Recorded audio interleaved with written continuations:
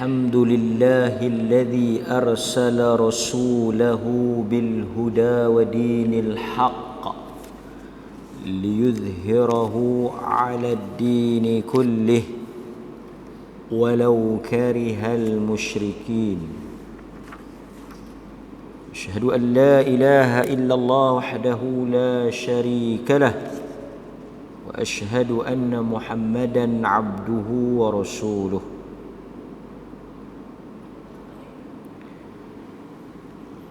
Muslimin, muslimat, hadirin, mukminin, mukminat,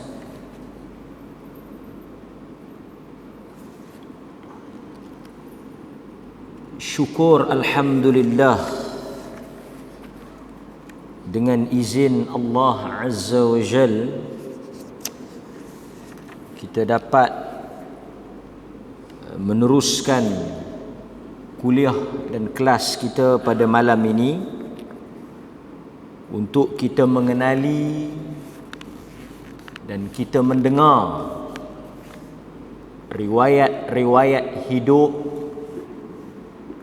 sahabat-sahabat Nabi sallallahu alaihi wasallam yang mana mereka ini ialah golongan yang hidup bersama dengan Nabi sallallahu alaihi wasallam,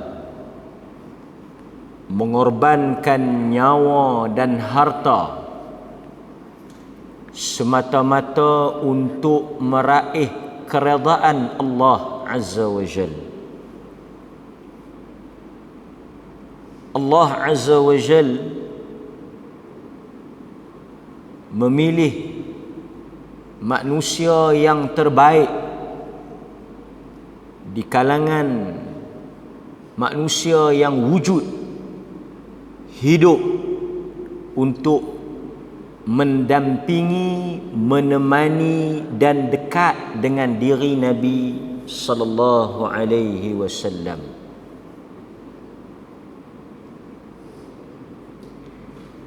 Tuan-tuan, malam ini kita memilih seorang sahabiah wanita yang terkenal dengan gelaran ataupun kunyah Ummu Ammarah Nusaybah binti Ka'ab radhiyallahu anha,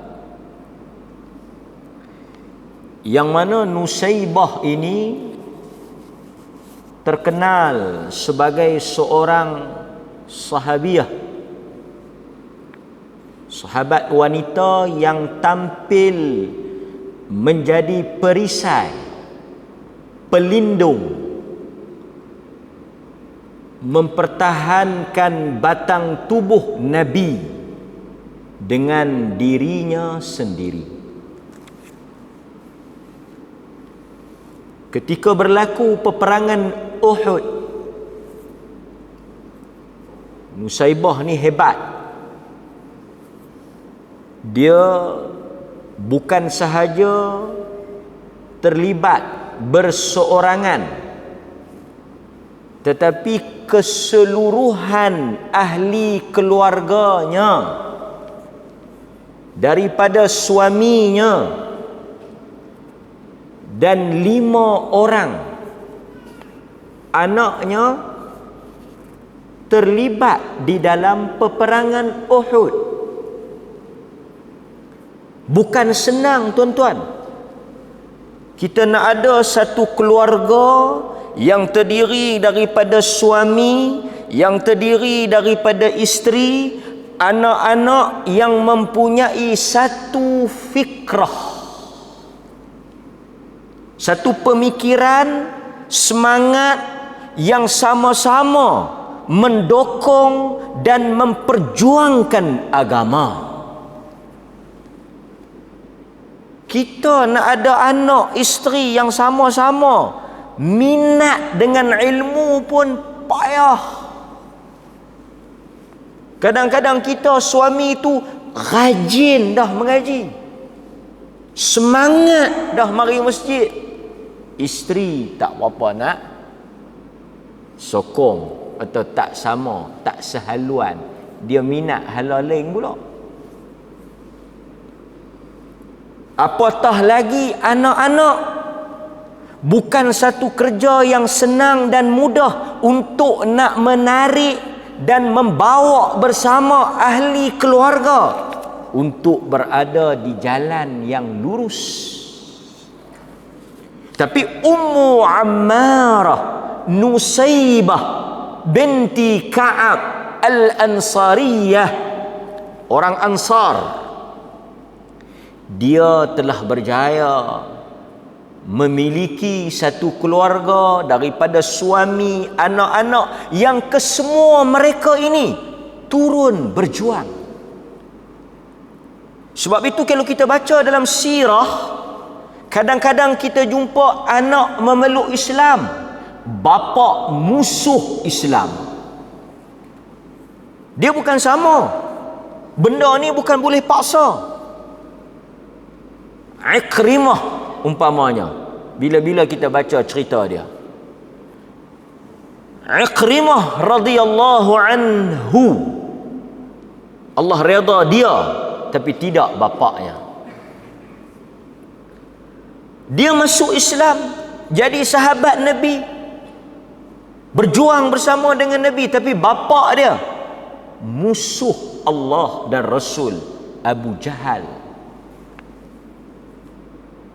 Ada sahaja yang ibu peluk Islam, anak tak ikut, suami masuk, isteri tak, isteri masuk, suami tak, kerana hidayah.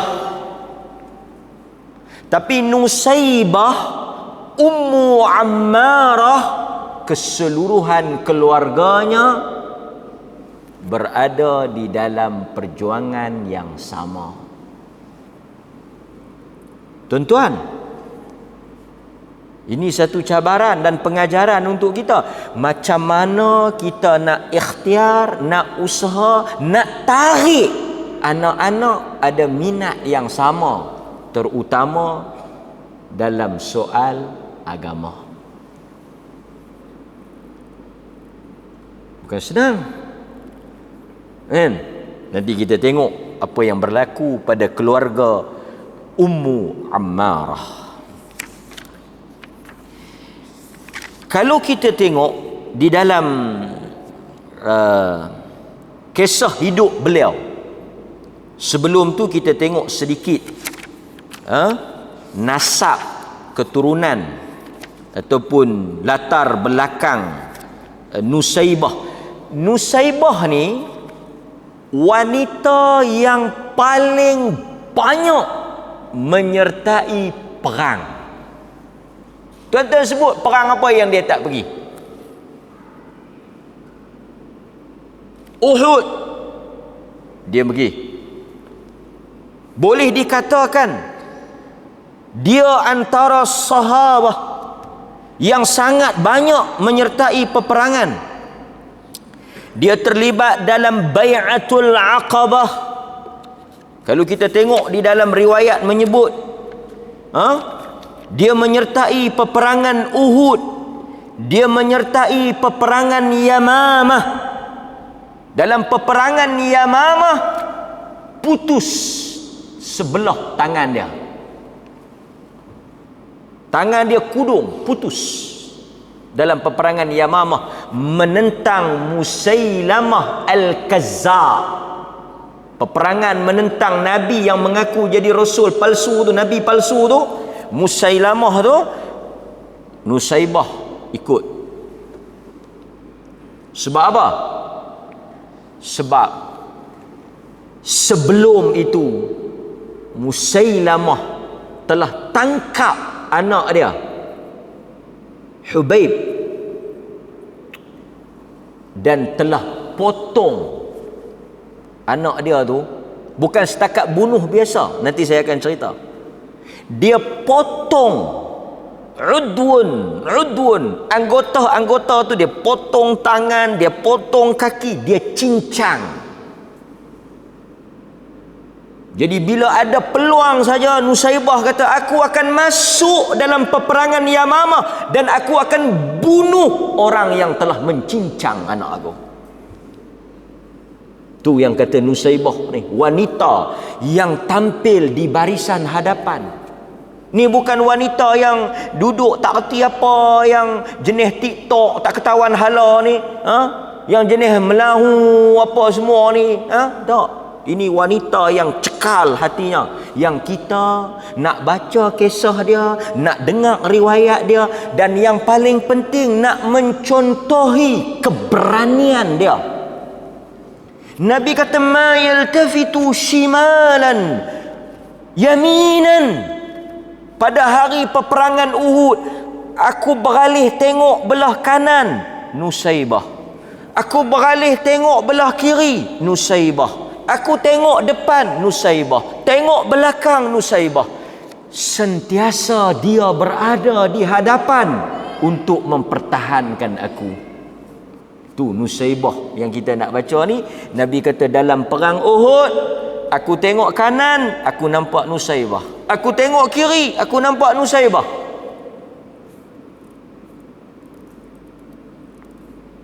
Dalam satu peperangan Uhud, kalau tak silap, nanti kita tengok dalam riwayat yang lebih detail. Di badan dia saja dalam satu peperangan ada 13 kesan tetakan pedang. Dalam peperangan Uhud itu, Ibnu Qami'ah tikam dia ni di ketiak ketika dia nak pertahankan Nabi daripada ditetak. Ini Nusaibah yang kita akan baca kisah dan riwayat hidup dia. Baik, tuan-tuan hadirin mukminin,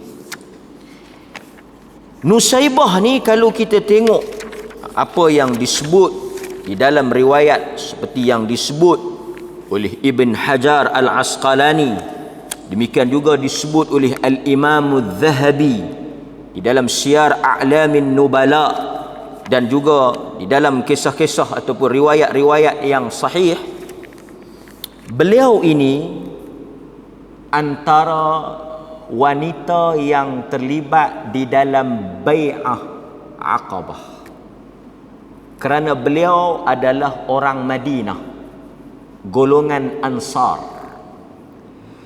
Jadi dalam perjanjian ataupun di dalam Bai'ah Aqabah terlibat 73 orang lelaki dan 2 orang wanita. 73 lelaki dan 2 orang wanita. 2 orang wanita yang masuk masa Bai'ah itu, salah seorangnya ialah Nusaibah binti Ka'ab. Maksudnya masa bai'ah tu yang pertama tu, yang mari jumpa Nabi tu, yang bersumpah bai'ah ni, sumpah janji taat setia. Antara yang terlibat 2 orang wanita, salah seorangnya Nusaibah. Artinya dia daripada kalangan orang yang awal memeluk Islam dan menyertai Nabi sallallahu alaihi wasallam. Baik, kalau kita tengok, dia ni dikurniakan anak-anak lelaki yang kebanyakannya mati di medan perang. Anak dia ni kebanyakannya mati di medan perang. Dia berkahwin 2 kali. Suami dia yang pertama Ghaziah, kemudian suami dia yang kedua Ghaziah. Suami dia yang pertama Zaid bin Asim. Jadi dia ada 2 orang isteri, 2 orang suami, yang mana kedua-dua suami dia tu ada anak dengan dia. Anak yang pertama, kalau kita tengok daripada Ghaziah ni, juga terlibat di dalam perang, dan anak daripada suami dia yang kedua Zaid ni juga terlibat di dalam perang. Antara anak dia yang terlibat di dalam perang yang terkenal daripada suami dia yang pertama Zaid bin Asim ni, Abdullah bin Zaid dengan Hubaib bin Zaid, yang mana nanti kita akan tengok mereka terkorban di dalam medan perang, dibunuh. Dan yang menariknya, Nusaibah ni berjaya bunuh balik orang yang bunuh anak dia. Itu yang kita akan tengok apa yang berlaku di dalam peperangan yang dianggotai atau disertai oleh Nusaibah. Baik, kita tengok Muhammad bin Ishaq meriwayatkan bahawa ada dua perempuan yang menghadiri bai'ah Aqabah. Salah seorangnya ialah Nusaibah. Ia turut bersama di dalam peperangan bersama dengan Nabi. Peperangan Uhud dia terlibat. Bahkan pada asalnya Nusaibah ini bertugas di barisan belakang. Awalnya ni dia bahagian belakang, balut luka, dia jadi macam petugas kesihatan lah. Balut luka, rawat luka, bagi minum. Tetapi ketika mana berkecamuknya peperangan Uhud, tersebarnya berita Nabi SAW dibunuh, Nusaibah yang duduk asalnya di bahagian belakang ni telah tampil pergi ke depan. Pasal itu tuan-tuan, pengajaran yang kita boleh ambil, golongan wanita terlibat di dalam peringkat awal perjuangan Islam. Jadi ada tak sumbangan jasa wanita di dalam perjuangan awal Islam ni? Ada. Dan adakah wanita terlibat di dalam perjuangan Nabi SAW? Berdasarkan kepada cerita Nusaibah dan cerita-cerita yang sebelum ni memang ada. Jadi pengajaran yang kita boleh ambil juga ialah Nabi melibatkan golongan wanita di dalam dakwah dan juga perjuangan. Sebab itu kalau kita tengok antara tokoh-tokoh pejuang kemerdekaan negara pun ada penglibatan wanita. Jadi tak betul kalau kita kata wanita ini tempatnya di rumah. Maksudnya mereka tak terlibat. Kalau kita tengok memang mereka terlibat. Sebab itu kalau kita tengok juga, ya, disebut oleh para ulama bila mereka menceritakan tentang wanita pada zaman awal Islam, ada di kalangan wanita yang mengkhususkan dirinya untuk menuntut ilmu, meriwayatkan hadis. Ada juga wanita yang terlibat di dalam medan peperangan.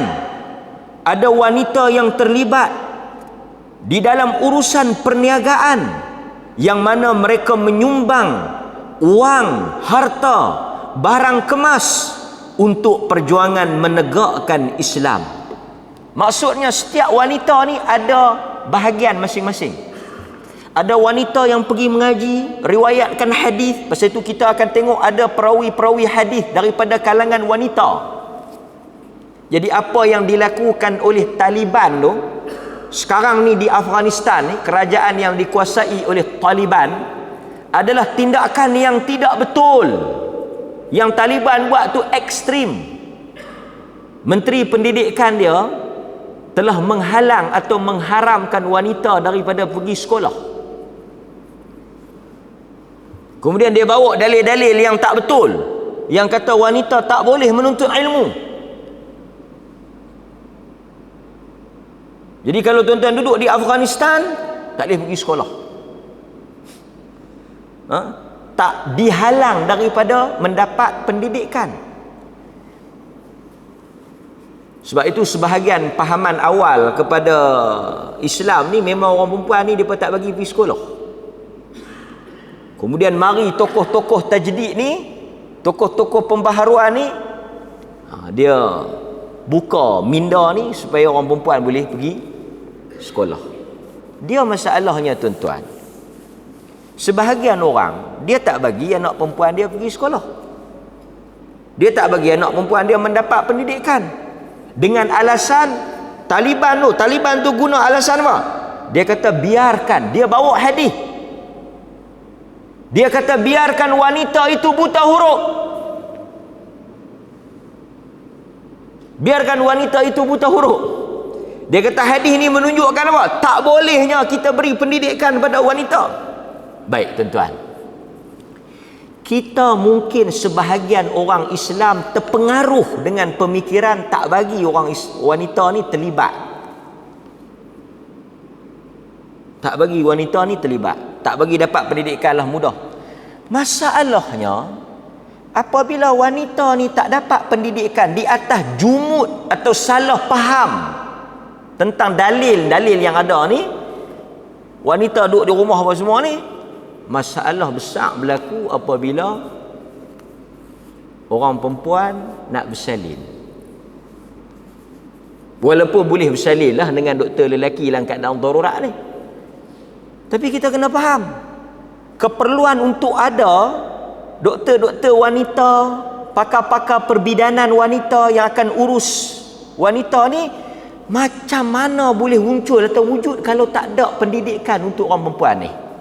Jadi tuan-tuan, bila kita baca kisah Nusaibah ni, Nabi memberi peluang dan ruang kepada golongan wanita untuk terlibat sama di dalam dunia peperangan, dunia perniagaan, dunia pendidikan.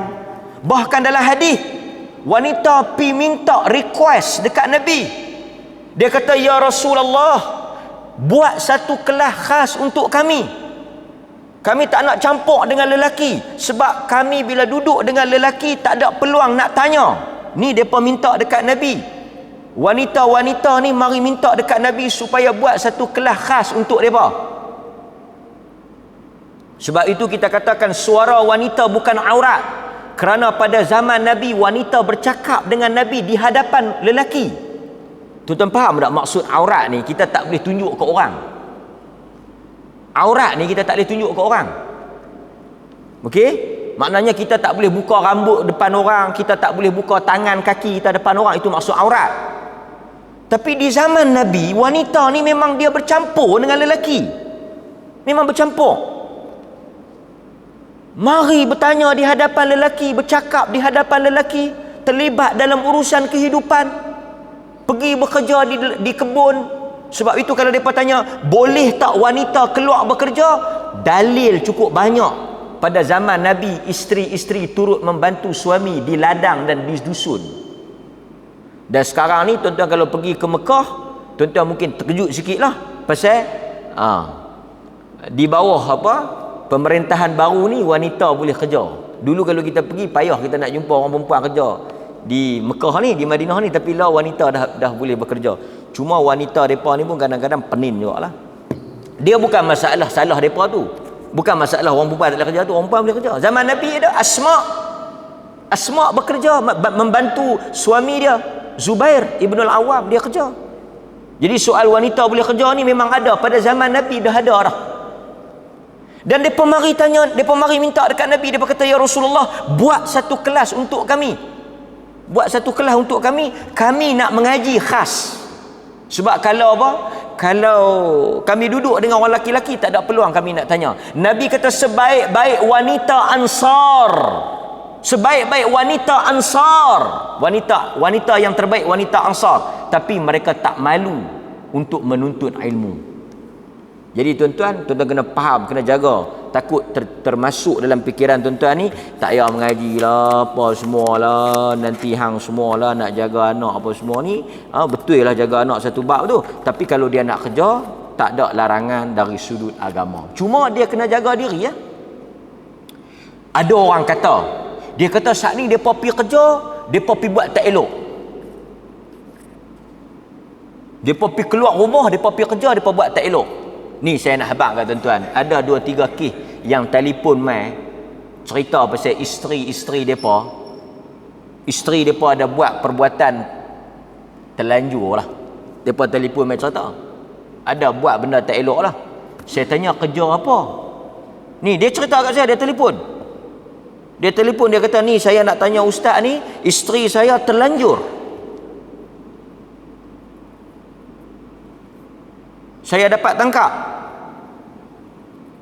Apa soalannya? Dia kata, saya macam mana? Saya wajib tak cerai atau saya boleh bagi peluang yang kedua?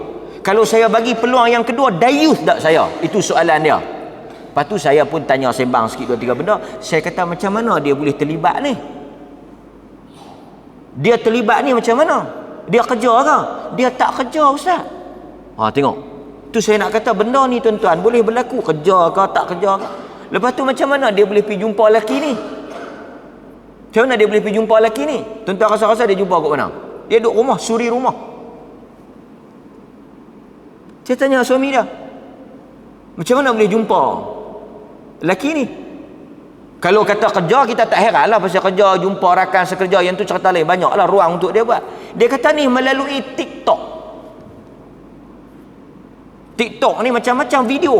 Dia kata jumpa apa semua sini, duk TikTok berlaku. Cuma panjanglah cerita. Lepas tu saya nak bagi taunya, kalau kita nak generalize kata perempuan yang pergi kerja ni akan berlaku tak elok, kita jangan lupa perempuan yang duduk di rumah dengan dalam keadaan teknologi sekarang pun boleh berlaku. Balik kepada iman. Tu saya kata balik pada iman. Dan Allah rahmat sebahagian isteri-isteri yang keluar bekerja dengan tujuan nak bantu suami dia. Allah rahmat mereka. Sebab itu di kalangan sahabat-sahabat wanita, kita ambil contoh mereka. Mereka keluar bantu suami mereka. Macam saya kata tadi, Asma. Jadi tak betul orang yang menyatakan Islam mengongkong, menghalang, mengikat wanita daripada terlibat di dalam kehidupan luaran lah kan. Wallahu ta'ala a'lam. Kemudian tuan-tuan hadirin mukminin, kalau kita tengok di dalam cerita Ummu Ammarah ni, kita baca sikit. Dia kata, kalau kita tengok tadi, kita ambil sikit. Kata Ibnu Hajar Al-Asqalani di dalam kitab dia Al-Isabah fi Tamyiz Sahabah, yang ditulis oleh Al-Imam Al-Hafidh Ibn Hajar Al-Asqalani, Muhammad bin Ali.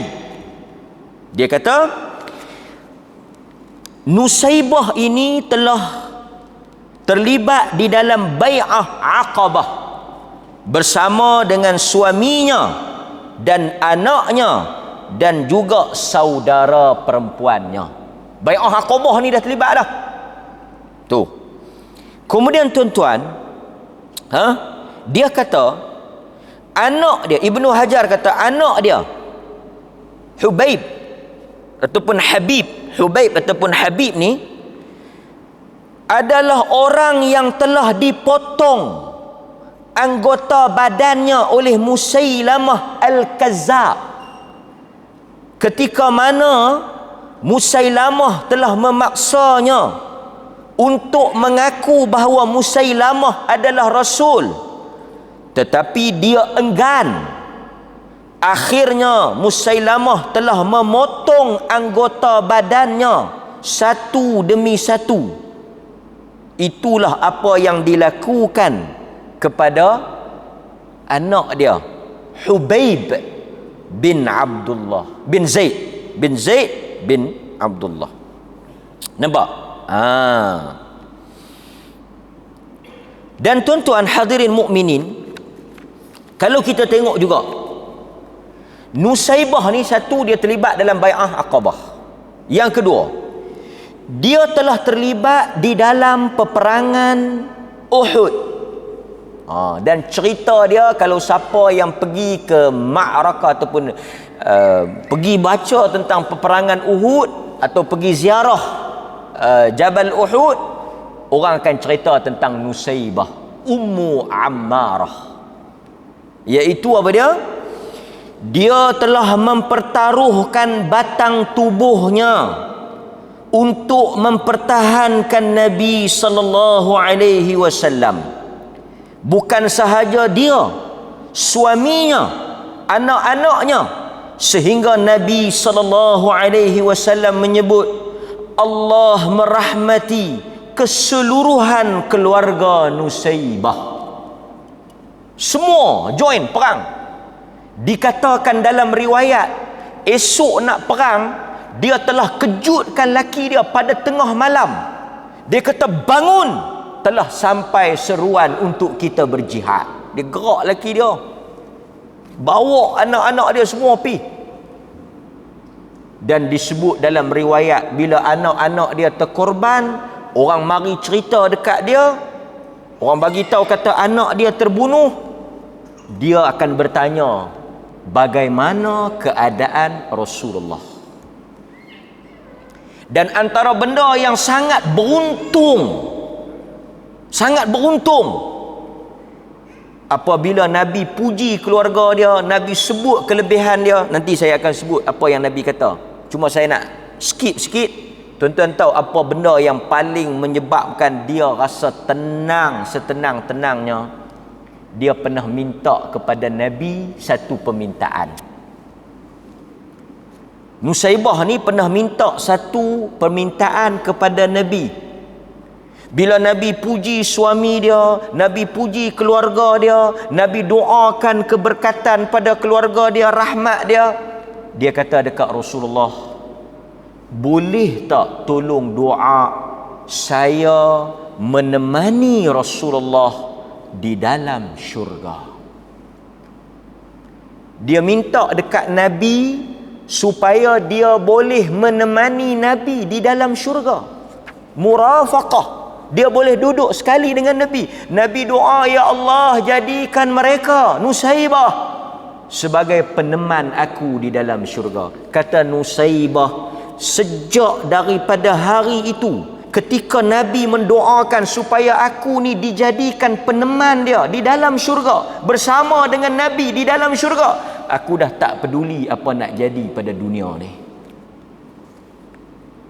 Nusaybah kata, sejak daripada hari Nabi doa aku ni bersama dengan dia, duduk sekali dalam syurga, aku dah ma'ubali, aku dah tak heran apa nak jadi dengan dunia ni, kerana ada janji besar yang Nabi sebut pada diri aku. Tuan-tuan hadirin mukminin, ini juga yang saya nak ajar diri saya, keluarga saya dan tuan-tuan semua.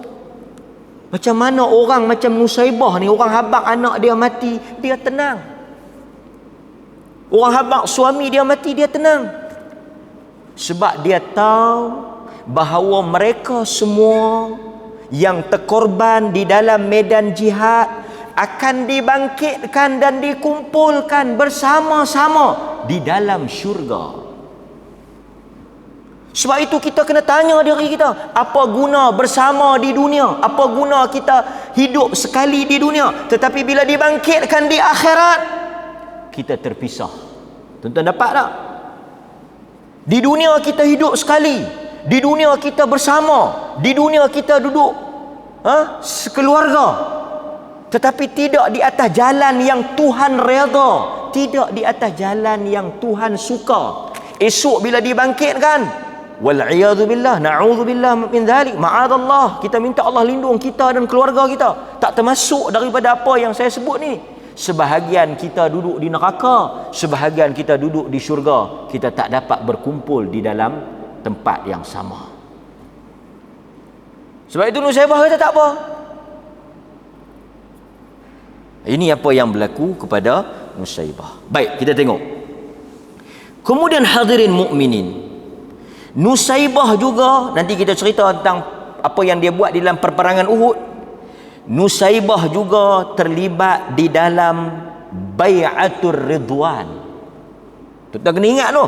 Nombor satu, dia Bai'atul Aqabah, dia terlibat dalam perang Uhud, dia juga terlibat dalam Bai'atul Ridwan. Hui, sakar ni Bai'atul Ridwan ni. Allah Subhanahu, siapa-siapa yang terlibat dalam Bai'atul Ridwan, Allah Subhanahu wa ta'ala redha alladzina yubayi'unaka tahta asy-syajarah. Allah kata sesiapa sahaja yang berbai'ah kepada engkau di bawah pokok, di bawah pokok, Allah redha mereka. Quran kata siapa-siapa yang ada masa tu ikrar taat setia bersama dengan apa? Bersama dengan apa? Dengan Nabi SAW, Allah redha. Pokok tu pokok mana? Pokok masa Bai'atul Ridwan tu lah. Kan tuan-tuan baca Uthman dihantar, kemudian timbul cerita Uthman dibunuh, kemudian Nabi mengajak para sahabat untuk ikrar janji setia, bangkit membela untuk menuntut darah Uthman yang katanya dibunuh Bai'atul Ridwan. Siapa yang terlibat? Nusaybah. Ada dia. Kita tuan-tuan, azan. 8 minit. Jadi jam ni betul ke tak betul? Jam ni tak betul. Tuan-tuan tengok, jangan taklid buta. Kena tanya. Jadi jam ni tak betul. Okey, kita teruskan. Tak malah tadi. Saya nak sebut Bai'atul Ridwan. Okey, alang-alang kita sebut Bai'atul Ridwan ni. Saya nak tanya soalan kat tuan-tuan. Siapa yang tebang pokok tu? Sekejap saya nak tahu, sekejap saya nak cerita sikit. Pokok tu Quran sebut tau, alladzina yubayi'unaka tahta asy-syajarah. Siapa yang tebang pokok tu? Umar Al-Khattab. Umar bin tebang pokok tu. Saya nak jawab apa? Ada orang kata Arab Saudi ni dia perangai tak elok. Saya pun bukanlah ada apa sangat Arab Saudi ni, kan? Bukanlah dia bagi apa pun, bukanlah saya nak bertahan pun, kan? Pi Mekah pun kena bayar lagu orang lain lah juga. Bukanlah kata dia lantik jadi apa penduta dia ke apa ke, tak ada apa. Tapi saya nak kata kita ni kena bagi adil lah. Depa kata Arab Saudi ni dia buang habis rumah Nabi, tempat Nabi beranak. Tahu tak pasal apa dia buang ni? Berat tu tuduhan tu. Dia buang semua tempat-tempat bersejarah ni pasal tak mau bagi orang kenal dan ingat Nabi SAW. Tu yang tuan-tuan tengok rumah Nabi dia pi roboh, apa semua Nabi yang berkaitan ke sejarah-sejarah ni dia pi buang. Pertama tuan-tuan, betul ke dia pi buang semua ni? Tu satu. Yang kedua, kadang-kadang depa pi duk habaq tang ni Nabi beranak ni pun depa pi tuduh pakai kadang betul pun, kan?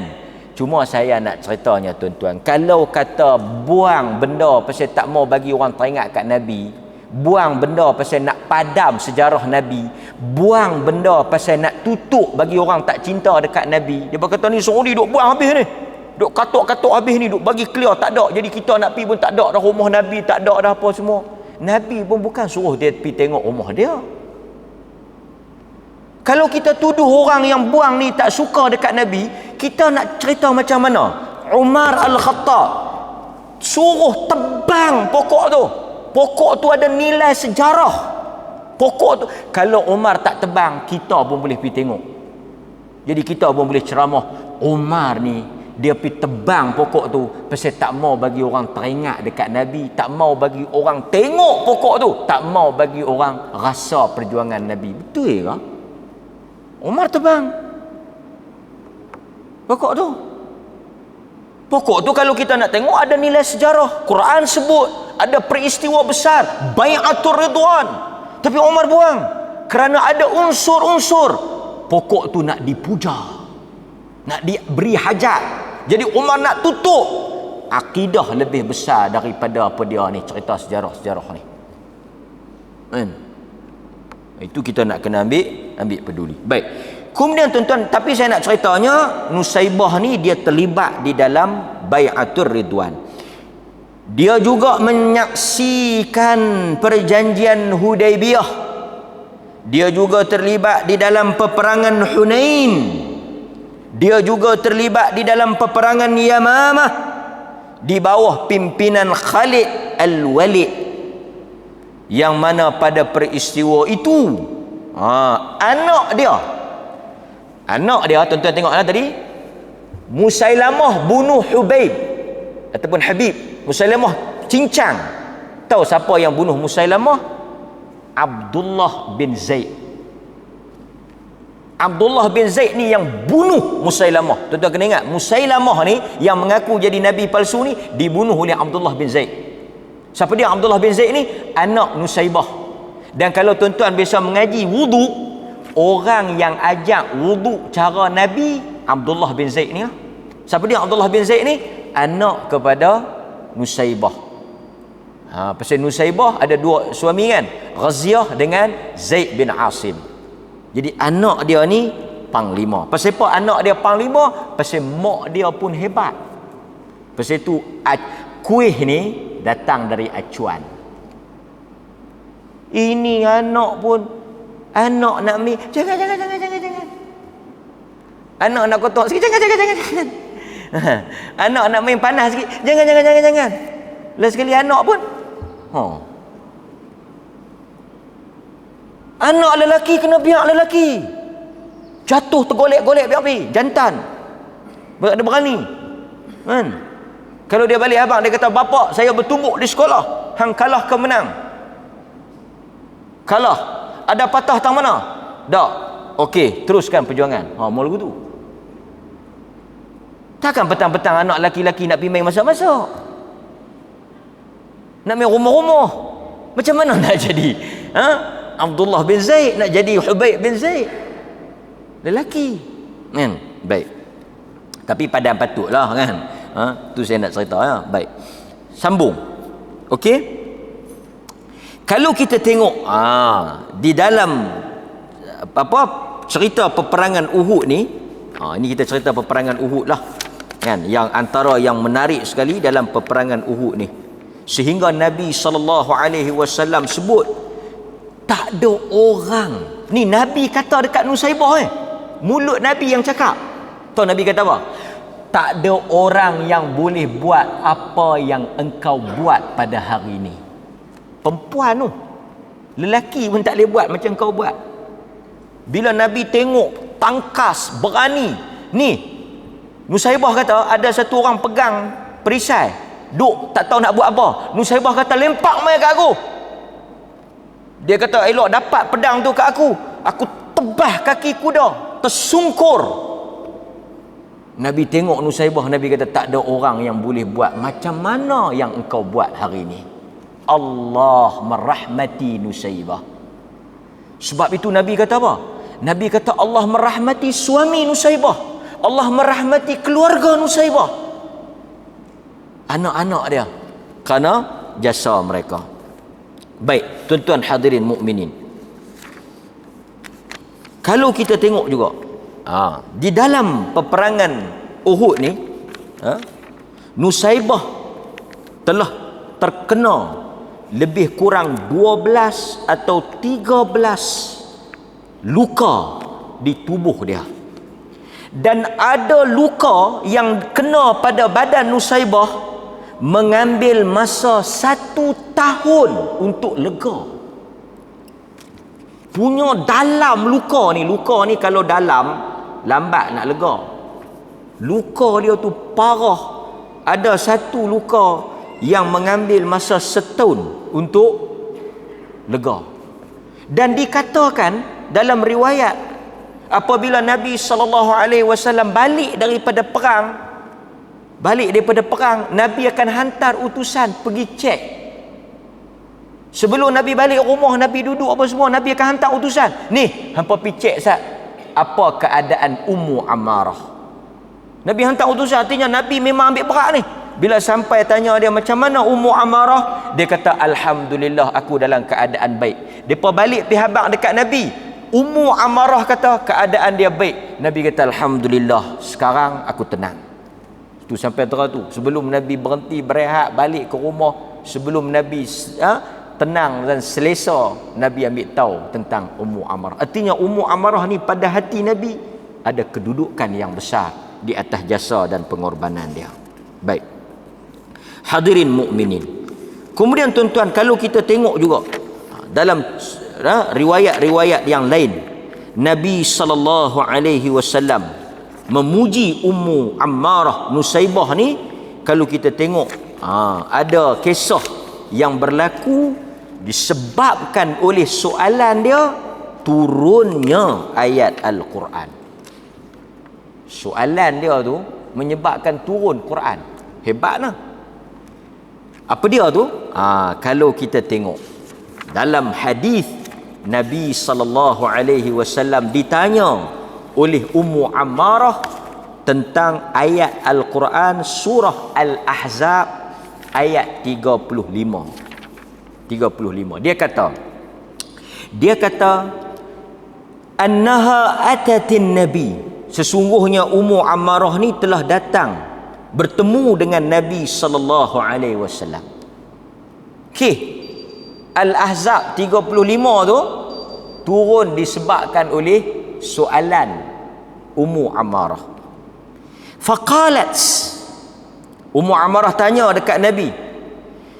Dia kata, ma ara kulla syai' illa lirrijal wa ma ara an-nisa yudhkarna bi syai'. Dia kata, Rasulullah, Quran kalau turun sebut tentang lelaki. Lelaki. Tetapi Quran tidak turun tentang wanita. Dan kita memang tengok kan, Quran memang turun sebut tentang lelaki, tapi bukanlah pasal nak angkat lelaki, bukan pasal nak puji lelaki, tapi kebiasaannya sebut lelaki, masuklah perempuan. Tapi dia mari tanya, dalam riwayat Tirmizi dia mari tanya, dia kata Quran turun lelaki. Di mana wanita? Disebabkan oleh soalan dia ni, Allah Subhanahu wa taala menurunkan ayat Al-Quran yang mana kita baca, kalau tuan-tuan tengok di dalam surah Al-Ahzab ayat 35, Allah sebut tentang lelaki dan wanita. Innal muslimina wal muslimat, nampak? Wal mu'minina wal mu'minat, orang Islam lelaki dan orang Islam wanita, orang beriman lelaki dan orang beriman wanita. Wal qanitin wal qanitat, orang-orang yang taat istiqamah melakukan ibadah lelaki dan wanita. Was-sadiqina was-sadiqat, orang-orang yang benar lelaki dan orang-orang yang benar wanita. Nampak? Sebut lelaki, sebut wanita. Sebut lelaki, sebut wanita. Was-sabirina was-sabirat, lelaki-lelaki yang sabar, wanita-wanita yang sabar. Wal khashi'in, lelaki-lelaki yang khusyuk. Wal khashi'at, wanita-wanita yang khusyuk. Wal mutasaddiqin, wanita-wanita yang bersedekah. Wal mutasaddiqat, lelaki-lelaki yang bersedekah. Wal mutasaddiqat, wanita-wanita yang bersedekah. Was-saimin, lelaki-lelaki yang berpuasa. Was-saimat, wanita-wanita yang berpuasa. Tuhan sebut habis.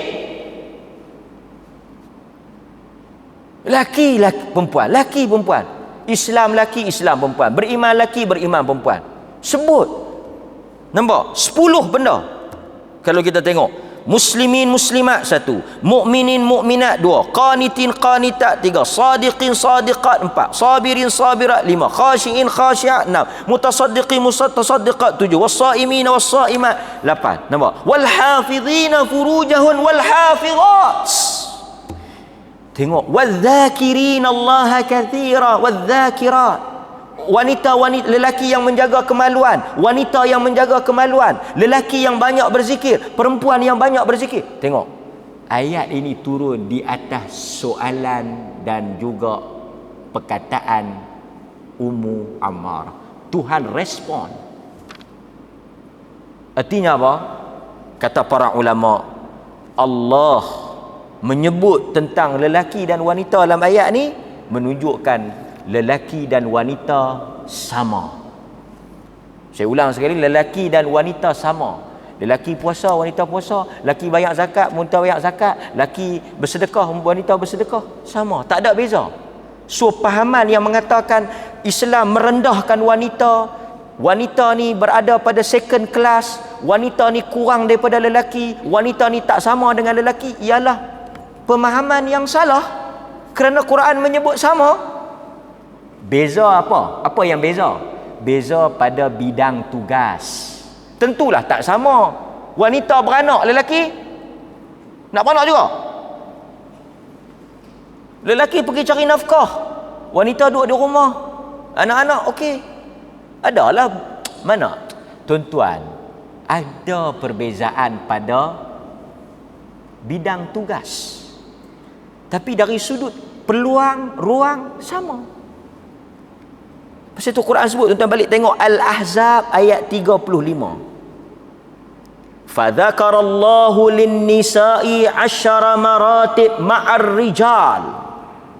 Allah telah menyebut 10 perkara lelaki dan wanita pada martabat yang sama. Nampak? Ini satu kelebihan Nusaybah binti Ka'ab Al-Ansariyah. Azan lu kan? Azan betul. Kita azan lu. Sekejap lagi saya sambung sikit kesimpulan daripada cerita Nusaybah binti Ka'ab Al-Ansariyah.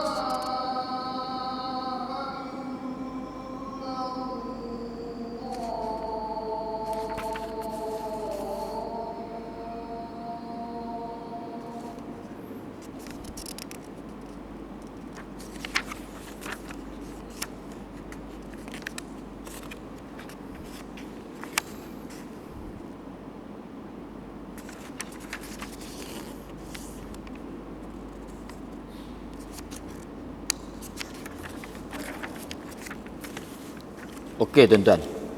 Kita buat kesimpulan daripada cerita Nusaibah ni.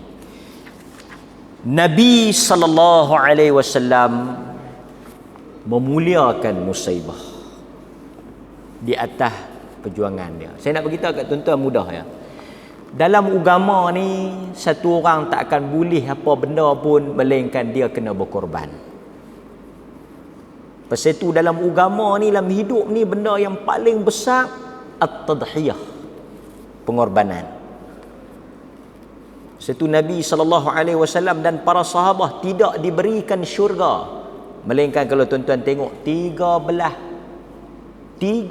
bekas tetap putih sebelah tangan, terkoyak ketiak, ditombak, boleh syurga. Kita berpangku tangan, bersilang kaki, mengharapkan syurga. Mustahil. Tak mungkin kita dapat. Quran kata hunalika batuliyal mu'minuna wal mu'minat.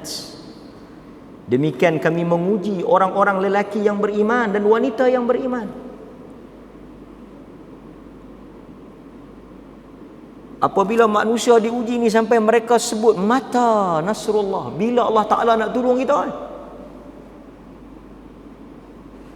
Tuan-tuan, satu riwayat menyebut bagaimana Nabi memuliakan Nusaibah. Kita tengok. Satu hari Nabi SAW dihidangkan makanan.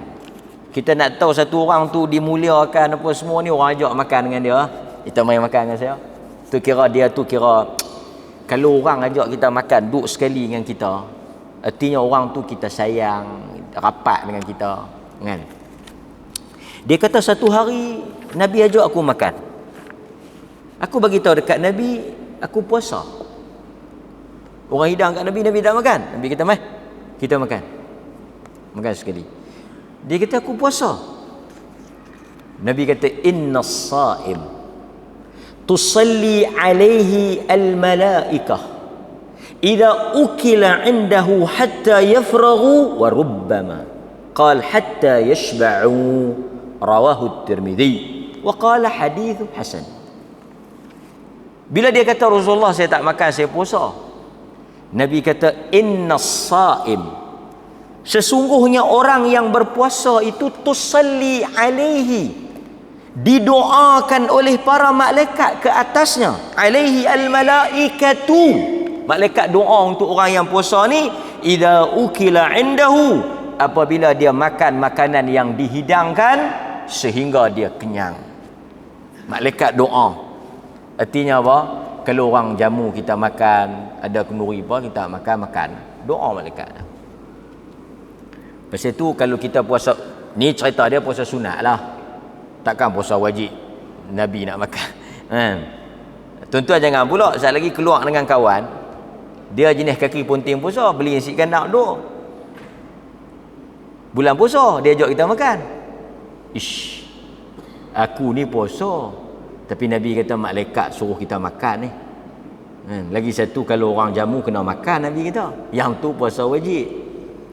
Ada pun puasa sunat, kita adalah, kata para ulama, kita ialah tuan pada puasa tu. Artinya kita boleh decide nak buka tak buka.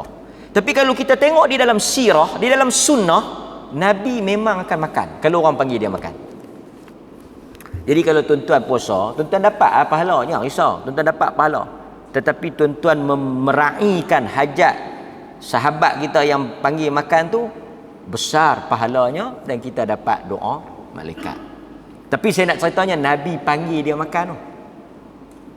Kadang-kadang kita orang telefon kan, ajak kita, dia tanya tu dia nak ajak dia, kita makan tak kita kalau makan apa orang ajak, dia tak makan apa ya.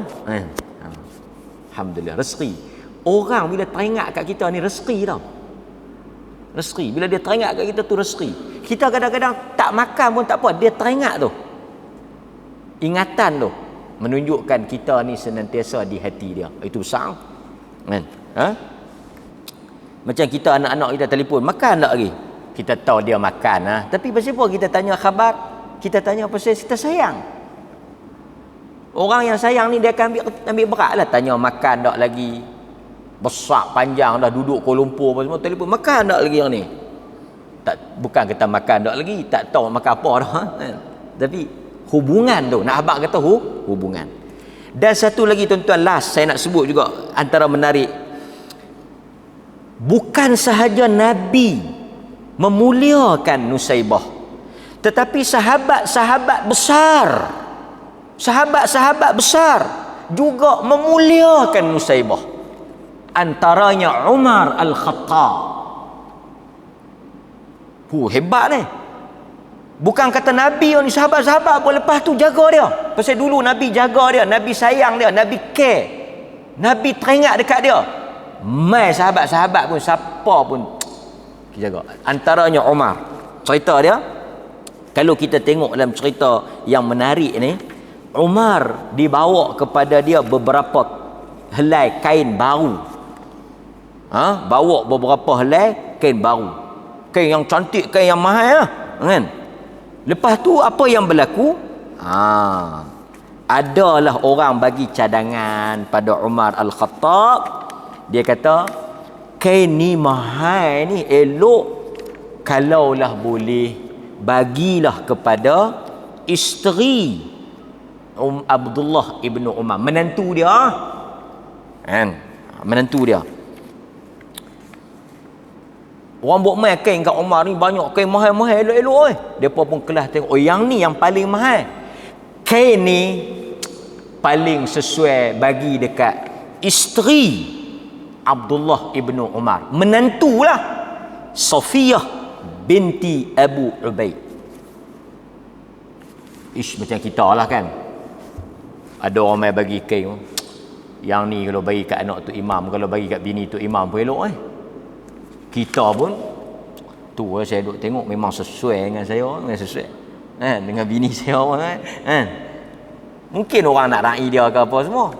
Apa kata Umar? Tengok apa kata Umar.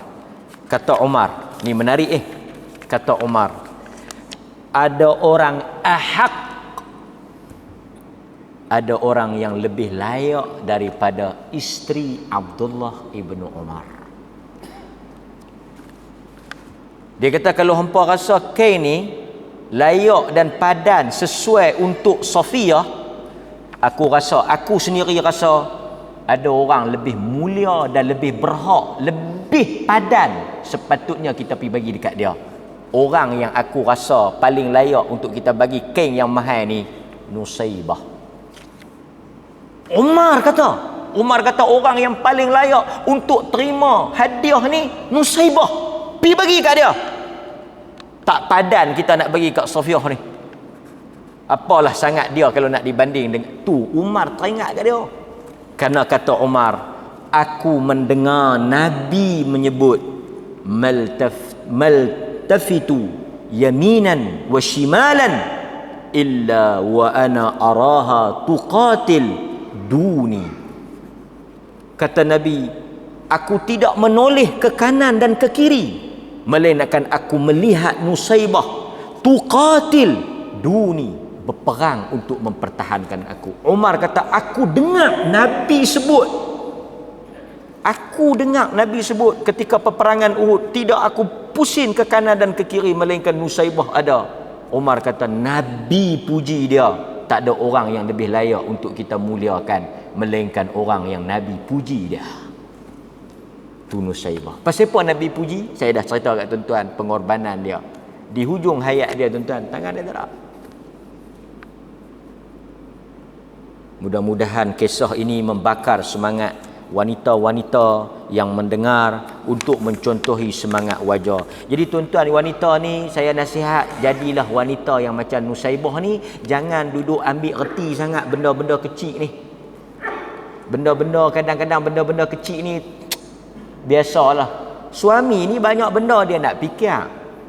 Jadi kita yang nak jadi isteri yang zaujah salihah, yang muti'ah, yang apa lagi, yang menyenangkan hati, yang taat, yang bagus ni, jangan kerana benda-benda kecil ni dia duduk jadi macam Nusaibah. Tengok benda besar, tengok syurga, Benda-benda kecil, benda-benda yang remeh-temeh ni abaikanlah. Baru kita boleh jadi wanita yang setara, atau kalau tak setara pun yang mencontohi.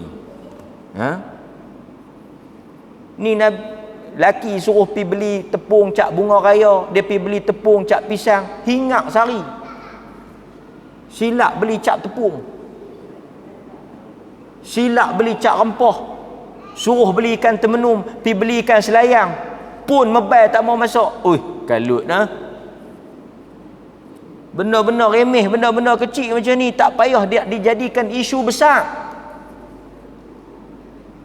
Sebab itu kita kata kadang-kadang wanita ni suami dia tak semayang, dia tak ingat pun. Suami dia tak semayang, tak mengaji apa semua, dia tak ingat. Tapi kalau dia syok suami dia pergi keluar dengan perempuan lain ke apa ke, dia kalut tu. Perang tu. Bukan kata Uhud, bukan kata Badar, lebih pada tu. Kita dengar kata dia duk abang kata abang ada apa mereka ke. Yang laki dia tak pergi mayang Jumaat, duk lena tak puasa, dia tak kata apa pun. Kadang-kadang orang perempuan ni, saya minta maaf cakap lah kan, saya nak kena sebut juga, wanita-wanita ni dia kena, emosi dia hendaklah dikawal oleh iman dia. Apa benda yang dia perlu marah, dia marahlah. Apa benda yang tak perlu, dia kena fikir. Ini satu nasihat wanita-wanita yang mengaji, wanita-wanita yang beriman, emosi kena tunduk dengan perintah agama. Saya tak kata lelaki ni bukan baik sangat. Betul, lelaki ni bukan baik sangat. Suami ni pun banyak kurang, banyak lemah. Tapi Nabi bagi tahu dah. Nabi kata, ayyum mamra'atin, mana-mana wanita yang taat pada suami dia, apa dia lagi? Salat dia jaga, tak payah pergi perang pun. Samat syahraha, salat khamsaha, hasanat farjaha, ta'at ba'laha. Nabi sebut masuk syurga. Jaga semayang, jaga puasa, baca Quran bagi banyak, jaga taat pada suami dalam perkara yang betul, ma'ruf. Allah kata apa? Dia boleh masuk syurga daripada mana-mana pintu yang dia nak. Ni Allah bagi ni kat wanita. Wanita ni dia salat 5 waktu, dia puasa Ramadan, dia jaga maruah dia, dia taat pada suami dia, dalam perkara yang ma'ruf. Allah kata dia boleh masuk di dalam pintu syurga. Takkanlah orang perempuan nak kata kami syurga ke apa ke kami tak kira. Dia buat perangai aja, jaga. Kalut. Di mana iman kita? Yang kita duk mengaji, yang kita duk baca Quran tu di mana? Sebab itu kalau kita baca kisah-kisah wanita-wanita di zaman Rasulullah, menggambarkan betapa hebatnya mereka ni, dan patutlah kita menjadikan contoh mereka ni. Sebab itu akhir sekali kita sebut Ummu Ammarah Nusaybah binti Ka'ab bin Auf min Bani Najjar, sahabiyatu ishtaharat bisyaja'ah. Kita tutup kuliah kita malam ni dengan kita sebut Ummu Ammarah, namanya Nusaybah binti Ka'ab bin Auf, daripada Bani Najjar, daripada golongan Ansar, sahabat besar Nabi, daripada kalangan wanita yang mulia, terkenal dengan keberaniannya mempertahankan Nabi sallallahu alaihi wasallam. Orang sebut Nusaybah, orang akan gambarkan wanita yang berani untuk mati kerana Nabi. Itu hebat. Biar orang kenal kita macam tu. Bukan orang kenal kita pasal duk pi peburuk laki, bukan orang kenal kita pasal duk pi jekah laki, bukan orang kenal kita pasal duk pi pemalu laki, tak. Pasal benda yang baik. Ni saya nak pesan pada kita semua yang mengaji, yang beriman, yang bertakwa, mudah-mudahan menjadikan cerita Nusaybah ni sebagai panduan untuk kita semua. Saya sudahi dengan saya memohon ampun kepada Allah di atas apa yang saya cakap dan di atas apa yang tuan-tuan dengar, dan kepada Allah juga kita memohon ampun Subhanakallahumma wa bihamdika asyhadu an la ilaha illa anta astaghfiruka wa atubu ilaik.